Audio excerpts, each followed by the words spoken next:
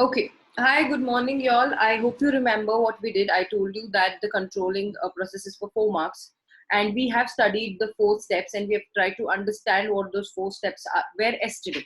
Right? Do you remember the 4 steps? Do you think I could ask you a question? Do you think you'd be able to answer if I ask you 4 questions? Okay, perfect, right? So we were talking about standards. What are standards? What are standards? Very simple question. What are standards? Standards are dash. Okay, very good. One answer could be standards are benchmark. Absolutely right. Or standards could be dash.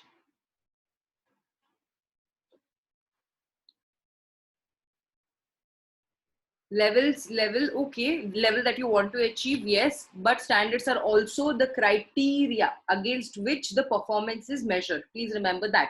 That is much better than using the term benchmark, right? So we will use the term standards are the criteria against which performance is measured. Okay. And then we of course spoke about measurement of actual performance, and then we spoke about how there is comparison of actual performance with standard. We also spoke about analyzing deviations, and we spoke about critical point control. There's one very important thing that I told you that is in critical point control. Can anyone tell me what that point is? Critical point controlling, there's one term that I specifically used. Does anyone know that?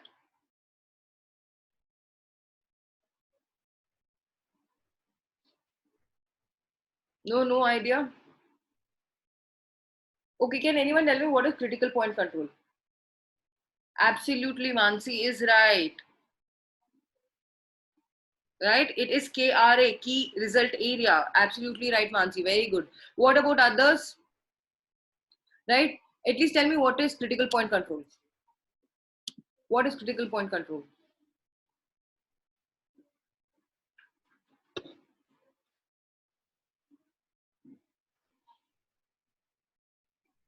Understanding where you're lagging? No. Critical point control is कि अगर आप, if you go wrong in that area in the manufacturing process, then what happens?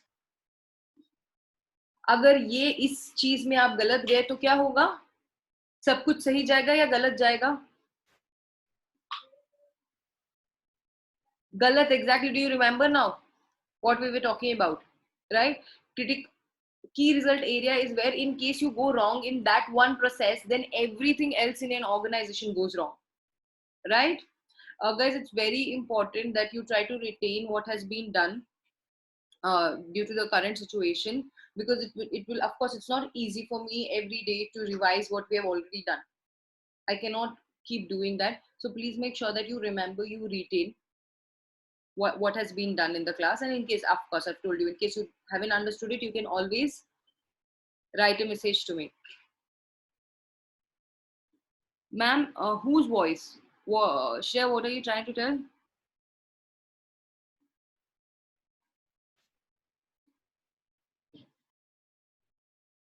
Okay, anyways, the third point is, can you hear me? Are you guys able to hear me? It's audible? Yes. I think, Shreya, you need to probably leave the meeting and join once again. That will be easier. Or just check your audio settings once. Okay, thank you, students. Okay, moving on to the fifth point, that is taking corrective actions. हमको deviations analyze करना था, और हमने क्या किया था? Deviations के लिए percentage रखे थे कि अगर the cost of employee salary increase in the range of 1 to 2%, then it's absolutely okay. But if it increases more than 2%, then we will bring it to the notice of the management. Do you remember this point? Or no? Yes, you remember. Very good, right? तो हमने इस point के बारे में बात किया था that we are going to have these deviations के range. अगर उस deviation से ज़्यादा है तो हम लोग management को बोलेंगे. Now let us assume that in the fifth step we have told the management that the employee salary is increasing by 5% and that is more than the deviation that is acceptable by us. Then the management have to take corrective action. For example, what they could do is probably try to negotiate with the employees and tell them that the salaries can't be so high, right? That it is unreasonable, or whatever corrective action the management thinks it is right. They could fire some employees, right? Or they could, what they could do is talk to them, negotiate with them, and come up with a solution which suits both the parties. So whatever the problem is, it's important to take corrective action. Let us assume there is defective, I am making, say, sugarcane juice, right? My company, manufacturing company, is about making sugarcane juice, but there is no, it's not sweet. Then where am I going wrong? I realized that my sugarcane bottle juice is not sweet. These days, people are selling tender coconut water in a bottle. You know that, right? Have you seen tender coconut water in a bottle? Yelnir. Okay, everyone knows Yelnir. I'm sure. Yes. Okay. So talking about Yelnir, these days there are companies that are selling tender coconut water in bottles, right? So now that means we will also sell sugarcane juice in the bottles. So now you guys need to tell me, in case it is not sweet, where did we go wrong? Sugar नहीं है तो हम लोग क्या करेंगे? What will we do? We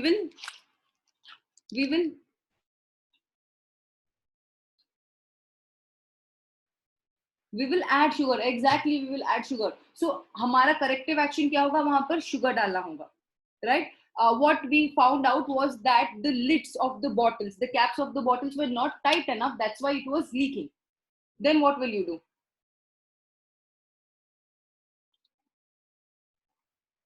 We found out that the lids were loose.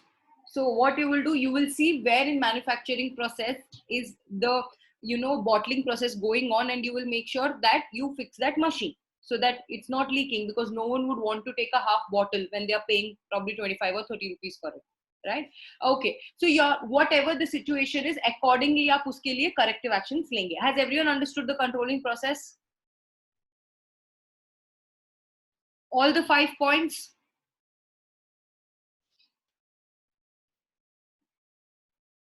Okay, okay. So let us move on to the next slide. In case you have doubts in these 5 points, please let me know.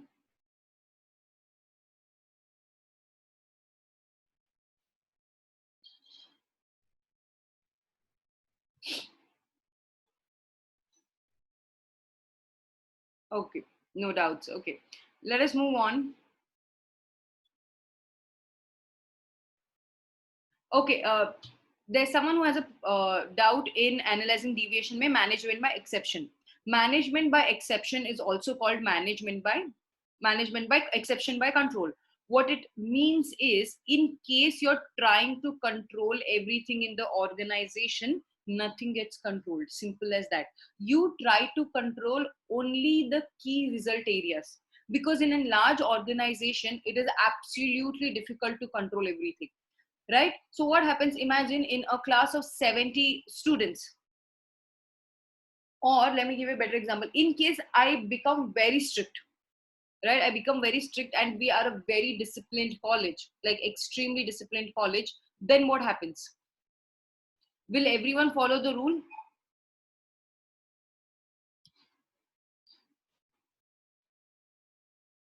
So you cannot really control everything. Has everyone understood this point? Yes. Okay, perfect. Okay, let's move on. Let us talk about techniques of managerial control, right? We're talking about techniques of managerial control. As you can see, there are two headings, that is traditional and modern. Traditional is which is age old techniques which we have been using from a very long time, and modern techniques, yes, you're supposed to write these techniques down. Please everyone write it down. And modern techniques are the ones that have recently come into picture. Please write these points down, everyone, and let me know once you're done.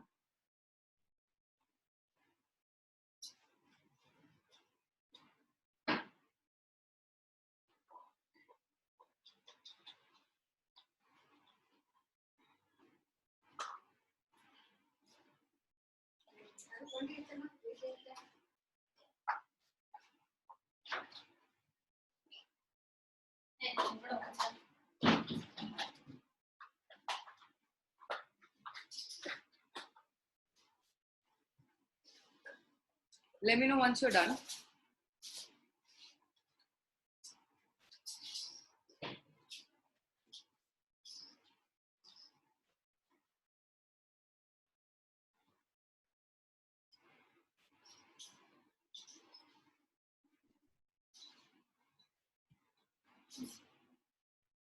Traditional techniques हो गया, उसमें आपको 4 types है traditional techniques में.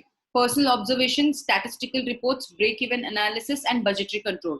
Budgetary control in your 2019 paper had come for 1 marks MCQ, right? Then there is your modern techniques in which you have ROI, that is return on investment, you have ratio analysis, responsibility accounting, management audit, PERT and CPM, management information system, right? Now what we will do is we will go one by one, understanding what these things are and how they're effective. Next is personal observation. Personal observation, as you can see here, it enables the manager to collect first-hand information, which means that, for example, we all are sitting in a class and taking the class, right? Many a times you will see that principal sir is walking the corridor, or you will see HOD sir is walking down the corridor. What do you think sir is doing? Right? He's observing, he's walking, and he's looking into the classroom, he's seeing what is happening, right? What are they doing? They are inspecting, right? They're trying to understand what is happening in the class. They're checking, they're seeing if the students are making noise, they're seeing if a teacher is able to control. Yahan par kya ho raha hai? Personal observation, first hand information unko milta hai. Then someone else going and telling to them, they see that this class is making a lot of noise. It is more important for them to go and collect the information. Is it possible for principal sir to always come and keep checking or monitoring the classrooms? Is it possible? Absolutely no, it is not possible, because sir also has a lot of other things to do. So once in a while, sir can come, and it is also very time consuming, because sir has to go to commerce also, he has to go to science also, right? And there's so many classes, and he cannot possibly cover everything. So once in a while, you can do like this. Now it also creates a psychological pressure on the employees to perform well as they are being observed. तो अभी क्या हो रहा है, आप देख सकते हैं, जब भी principal sir is walking the corridor, what do you guys do? How is your behavior? You're all making a lot of noise, or what do you see? The person who is sitting at the front of the door can see the corridor very well, right? And then as soon as he realizes, or she realizes, principal sir is coming, he will tell the entire class principal sir is coming, and everyone is like, shh, shh, shh, shh, principal sir is coming, principal, you can hear that principal sir is coming, sir is coming a lot, many times in the class, and we all are on our best behavior, right? And that is the time when everyone else is trying to answer in the class, because they all want to show as if they are listening the class, or whatever that is, right? So everyone is silent, everyone is trying to be on their best behavior, because they don't want to be caught by principal sir. In case you're talking, in case you're fighting in the class, what happens? Of course, you'll go to the principal's cabin, and then there'll be a disciplinary action against that, and you want to avoid all of it. So what you do is you sit quiet, right? So this is personal observation, जहां पर आप जाके first hand information collect करते हो, आप देखते हो कि आपके एम्प्लॉयज कैसे काम कर रहे हैं. For example, it could be employees like us. Imagine we are sitting in the staff room, and a principal sir comes in, or HOD sir comes in, and he'll just casually come in and he'll look into the staff room. Okay, the teachers are studying for their next class, right? So it creates an psychological pressure that, okay, I'm supposed to be studying, right? That principal sir will come anytime, it's better I prepare for the next class. These things do keep happening. So that is personal observation. Has everyone understood personal observation?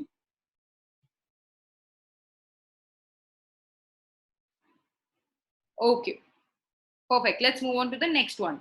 The next one is statistical analysis. So क्या होता है जब information या data हम collect करते हैं organization में से, for example, how much sales is done, how much buy one get one offers has been given, or how much investment have we done. All of this in numbers may not be very easy to comprehend. So what, when you do charts, when you do tables, for example, you make a chart of how many soaps have you sold, how many shampoos have you sold, or how many conditioners have you sold. When you put it in a bar or a pie chart, it becomes much more easier to understand.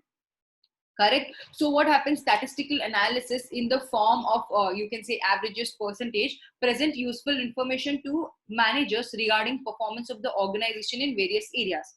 Such information when presented in the form of charts, tables, enables the managers to read them. तो जब आपको pie chart दिखेगा वहां पर, it becomes very easier for us to understand that how good, in what sector are we doing good and in what sector are we not doing good.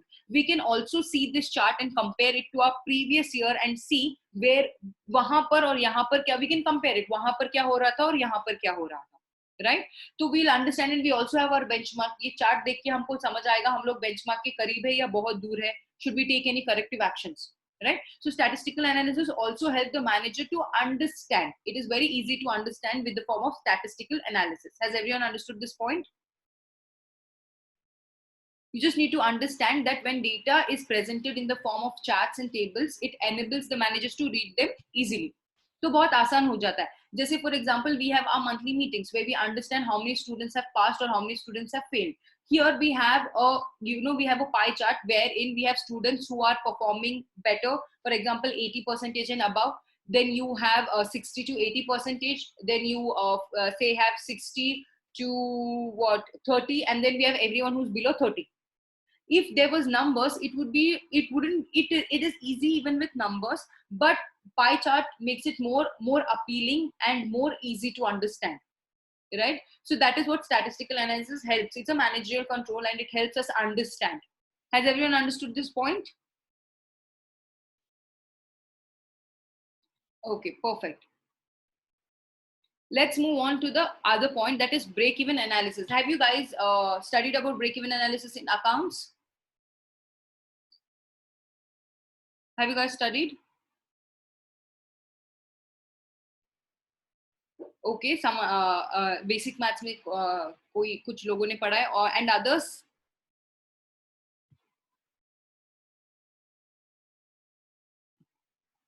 Okay. It is a technique to study the relationship between costs, volumes and profits. So यहाँ पर क्या हो रहा है? For example, this is the point where there is no profit, no loss. It means that imagine you have put 1 lakh rupees in business, right? When will you start getting the profit in a business? When will you start getting profit in a business?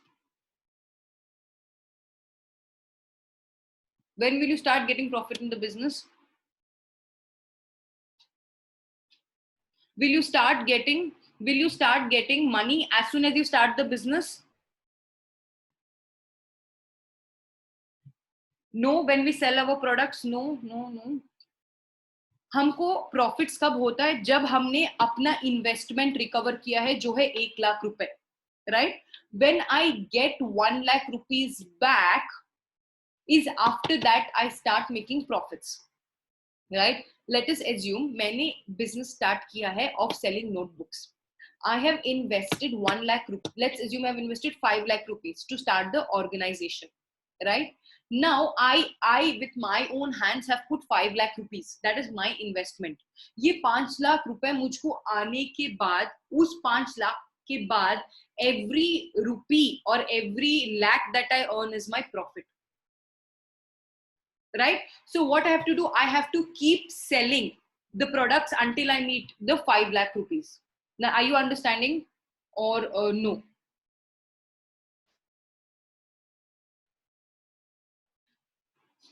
Let us take the easiest example of all. मैंने 1000 rupees डाल के investment करके पानीपुरी का stall open किया है, right? I've started a panipuri stall. 1000 rupees is my investment, right? I sell 10 rupees का एक plate panipuri. 10 rupees. How many plates of panipuris I have to sell to earn my 1000 rupees back?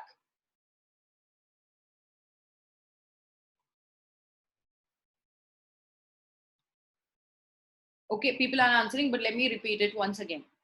I am a panipuri vendor. I have invested 1000 rupees in this business. 1000 rupees डाल के मैंने अपना business खोला है, छोटा सा business खोला है.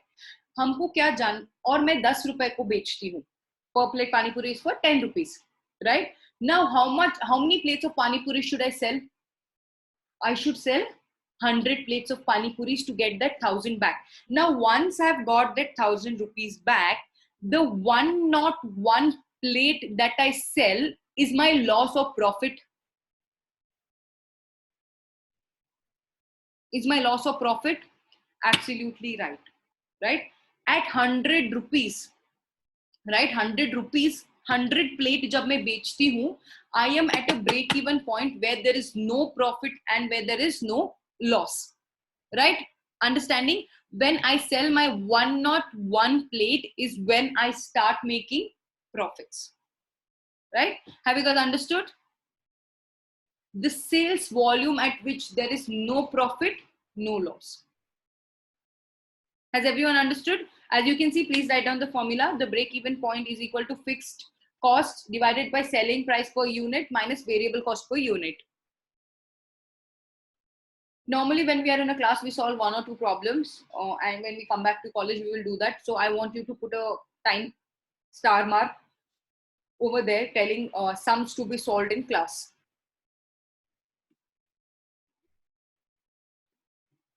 Each one from every class, please write it down so that from stat someone write, from BM someone write it down, that we're supposed sums to be solved in class, so that we understand much better what this is. Okay, let's move on. Has everyone understood break-even analysis? It is the sales volume at which there is no profit and no loss.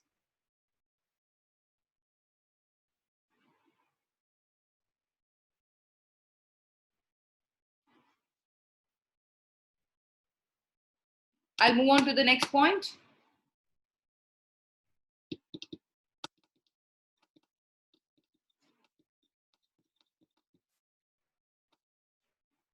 Okay. The next point is, like I told you, this question had come for 1 mark and it had come as an MCQ. It is a technique of managerial control in which all operations are planned in advance in the form of budgets and actual results are compared with the budgetary controls. तो आप क्या करेंगे? आप एक budget तैयार करेंगे, right?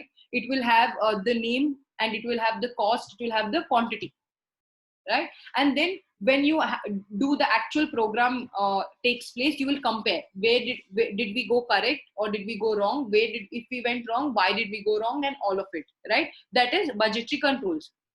Now there are different types of budgetary control. It will be easier for you to understand here. There is sales budget. Sales budget में आपको क्या होगा? Sales budget में what do you think will be in sales budget? Sales budget में क्या होगा?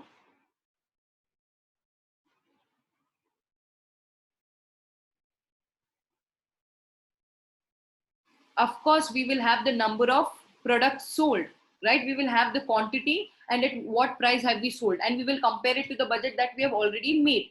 Cash budget में होगा inflows and outflows of an organization. Material budget में होगा क्या material कितने cost में खरीदा और उनकी quantity क्या थी, right? These are the different types of budget. In sales budget, it is the number of items that you have sold and what items they are. In cash budget, it is inflow and outflow of an organization.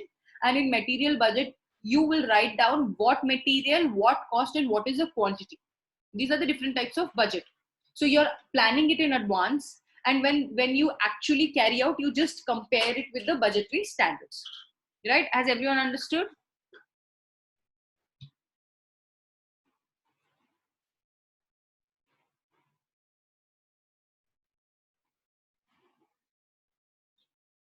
Okay, perfect. Return on investment is something that we will do tomorrow because we do not have a lot of time. So let's do return on investment. There are very few slides, and hopefully tomorrow we will finish off a return on investment and all of the other points. Ratio analysis is there, responsibility accounting. Okay, yes, I think we can finish it tomorrow. Let's try our best to finish this chapter tomorrow. It's anyways only for 7 months, right?